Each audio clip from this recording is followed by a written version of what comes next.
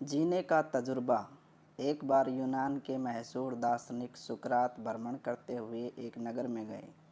वहाँ उनकी मुलाकात एक वृद्ध सज्जन से हुई। थोड़ी देर में वे दोनों आपस में काफ़ी घुल मिल गए। वृद्ध सज्जन आग्रहपूर्वक सुकरात को अपने निवास पर ले गए। भरा पूरा परिवार था उनका। घर में बहू बेटे पौत्र पौत्रियाँ सभी थे। सुकरात ने वृद्ध से पूछा, आपके घर में तो सुख समृद्धि का वास है, वैसे अब आप करते क्या हैं? इस पर वृद्ध ने कहा, अब मुझे कुछ नहीं करना पड़ता। ईश्वर की दया से हमारा अच्छा कारोबार है, जिसकी सारी जिम्मेदारियां अब बेटों को सौंप दी है। घर की व्यवस्था हमारे बहुएं संभालती हैं। इस तरह जीवन चल रहा है। यह सुनकर सुकरात बोले, किंतु इस वृद्धावस्था में भी आपको कुछ तो करना ही पड़ता होगा। आप बताइए कि बुढ़ापे में आपके सुखी जीवन का रहस्य क्या है?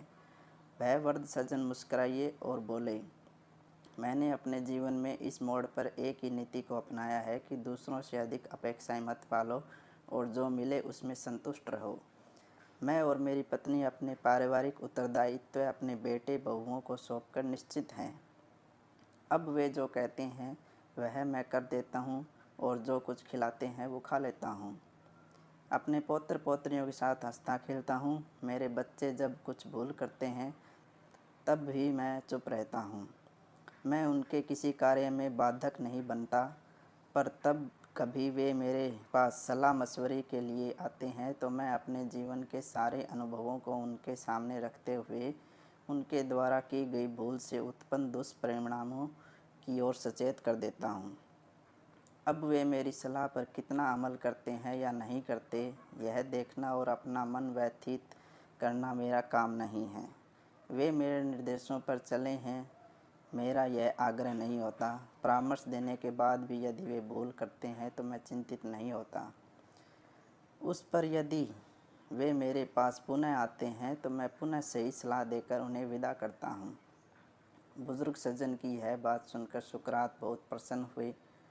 उन्होंने यह कहा, इस आयु में जीवन कैसे जिया जाए, यह आपके सम्यक समझ लिया है। यह कहानी सबके लिए। आज आप बूढ़े नहीं हैं तो कल अवश्य होंगे, इसलिए आप बुज़ुर्गों की इज्जत और मदद करें, जिससे कल कोई आपकी भी मदद और इज्जत करे।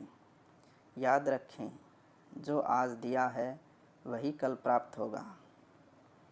अपनी वाणी में सुई भले ही रखो, पर उसमें धागा जरूर डाल कर रखो, ताकि सुई केवल छेद ही न करें, आपस में माला की तरह जोड़कर भी रखें। धन्यवाद।